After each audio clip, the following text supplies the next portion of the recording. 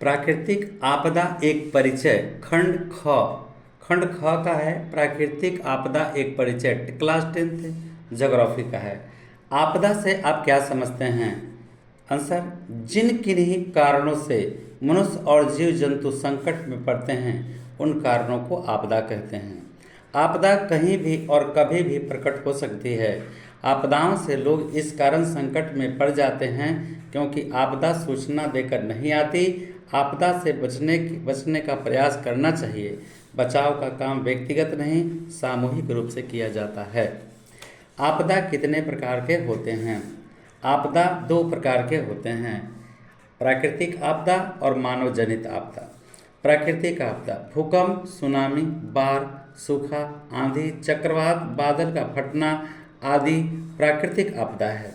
मानव जनित आपदा आतंकवाद, लूटपाट, आगलगी, युद्ध, धार्मिक या जातीय दंगे मानव जनित आपदा है। अर्थात हम कह सकते हैं कि वे प्राकृतिक आपदा जो प्रकृति द्वारा प्रदत्त होता है वो प्राकृतिक आपदा है और मानव द्वारा प्रदत्त होता है वो मानव जनित आपदा है। जैसे हिरोशिमा पर बम गिराना मानव जनित आपदा है। आपदा प्रबंधन की आवश्यकता क्यों पड़ी?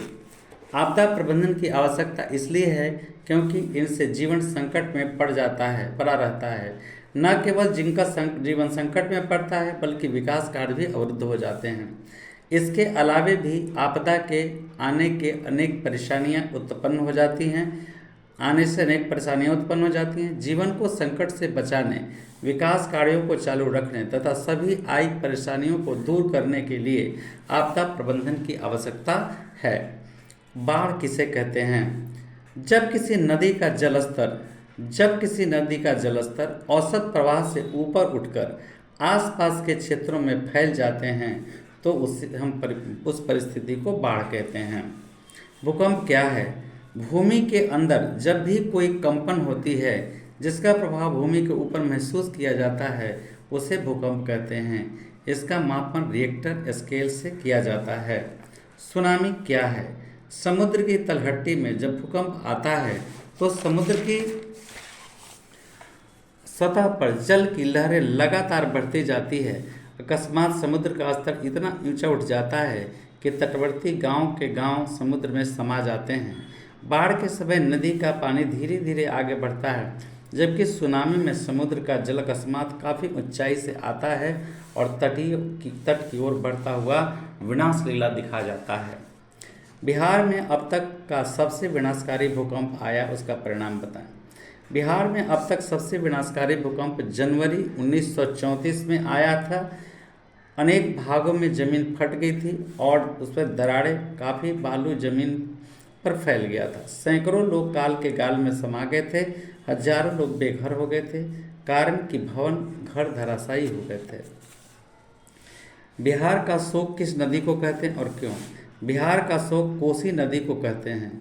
ऐसा इसलिए क्योंकि प्रायः प्रतिवर्ष नदी में बाढ़ आती है और भारी तबाही मचाती है। हनुमान नगर में बराज और नदी के दोनों तटों पर बांध बन जाने के कारण कोसी का क्षेत्र खुशहाल हो गया, लेकिन 2008 में नेपाल के क्षेत्र में इतना पानी बरसा कि वह एकत्र होकर कोसा तटबंध को तोड़कर पूरे क्षेत्र में फैल गया।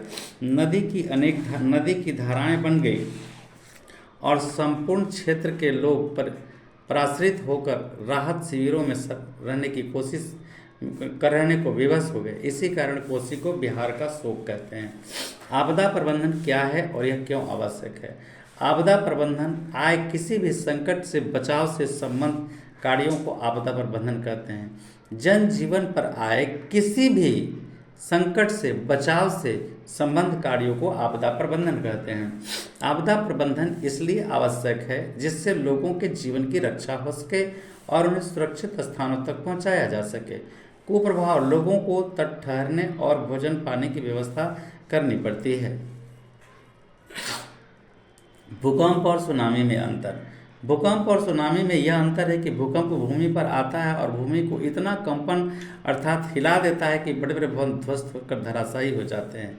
मलबे में लोगों को दब जाना आम बात होती है। दूसरी ओर सुनामी में भी भूकंप ही कांपती है भूमि ही कांपती है, किंतु सागर की लहर तलहटी में, सागर की तलहटी की भूमि कांपती है तो समुद्र लहरों में इतना उछाल आ जाता है कि पानी सैकड़ों मीटर की ऊंचाई लेकर तट की ओर बढ़ता है और सैकड़ों किलोमीटर के क्षेत्र में फैले तटवर्ती गांव और नगरों को बहा ले जाता है, भारी तबाही मचाती है।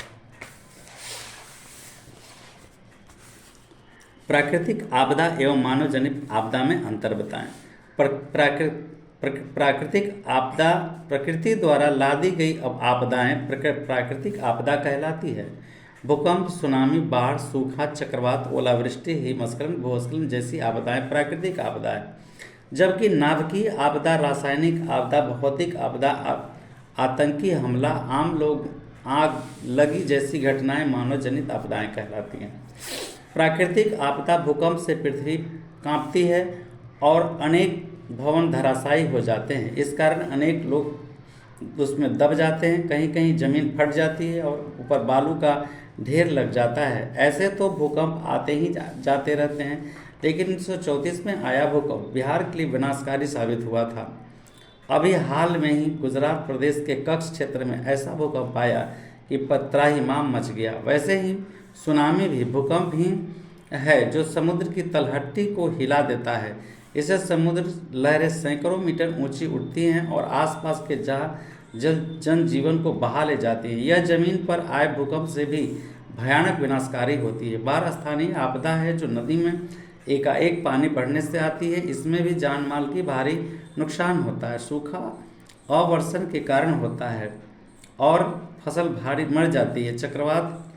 चक्रवात एक प्रकार की आंधी है जो घरों को उड़ा ले जाता है और पेड़ पौधे को उखाड़ देता है। ओलावृष्टि से फसल भारी नष्ट हो जाती है। हिमस्खलन और भूस्खलन से ऊंचे पहाड़ पर होते हैं जिसमें मानव जीवन खतरे में पड़ जाता है। मानव जनित आपदाओं में नाभिकीय आपदा बहुत खतरनाक है, जिसे जापान एक बार भोग चुका है। इसका दुष्परिणाम पीढ़ियों तक भोगना पड़ता है। रासायनिक आपदा भी नाभिकीय आपदा से मिलता जुलता है। जैविक आपदा भी रासायनिक आपदा का भाई ही है।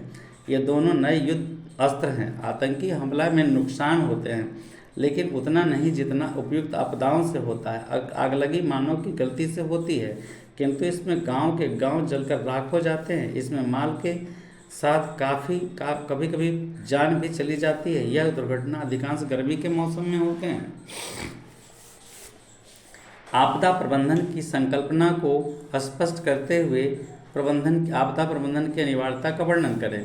आपदा प्रबंधन की कल्पना से तात्पर्य है कि आपदा से लोगों के समाज को बचाया जा सके ताकि अधिक जान माल की क्षति नहीं होने पावे। सामाजिक सुरक्षा के लिए चलाए जा रहे विकास कार्यों में कोई अवरोध न हो और यदि हो तो उसे रोका जाए। यही कारण है कि प्रबंधन की आवश्यकता तथा अनिवार्यता निश्चित करना जरूरी है।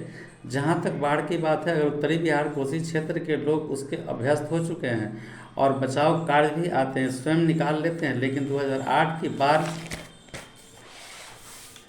तट की सीमा तोड़ दी। इसमें राज्य सरकार ने बहुत ही अच्छा काम किया। सरकार के अलावे स्वयंसेवी संस्थाओं ने भी अच्छा काम किया। यह बात दूसरी है कि केंद्र की कांग्रेसी सरकार मदद का वादा करने के बाद भी दुबक गई थी। सूखा से निपटने के लिए भी समाज के लोगों का सहयोग करना पड़ता है।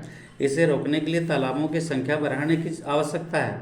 लेकिन सबसे बड़ी बात यह है कि भूकंप और सुनामी की जिससे रोक पाना किसी के वश की बात नहीं है। यदि इतने बचना हो तो पहले से लोगों को चेतना पड़ेगा। भूकंप वाले क्षेत्र में भूकंप रोधी भवन बनाए जाएं। इसके लिए ट्रेंड इंजीनियरों की मदद ली जाए। भूकंप रोधी भवन का आधार आयत या वर्ग की तरह हो। समुद्र तटीय क्षेत्रों में समुद्र तट से दूर और काफ़ी ऊंचाई पर मकान बनाए जाएं जिनमें सुनामी की कोई हानि नहीं पहुंच सके। 2002 में भारत की पूर्वी तट तथा अंडमान निकोबार द्वीप समूह में सुनामी से काफ़ी नुकसान हुआ था। आपदा प्रबंधन तभी सफल हो सकता है जब उसमें आम जन की सहायता भागीदारी हो। प्रशासन को जो करना होगा करेगा, लेकिन प्रबंधन में आम जनों को भी जुड़ना पड़ेगा। भूकंप और सुनामी जैसी आपदाओं से बचने का एक उपाय यह भी है कि उसमें आने का पूर्वानुमान की विधि को विकसित करना चाहिए। क्वेश्चन है, इनमें से कौन प्राकृतिक आपदा नहीं है? आतंकवाद। इनमें से कौन मानव जनित आपदा है? सांप्रदायिक दंगे भी आपदा है। आतंकवाद, महामारी, यानी इनमें से सब कहेंगे।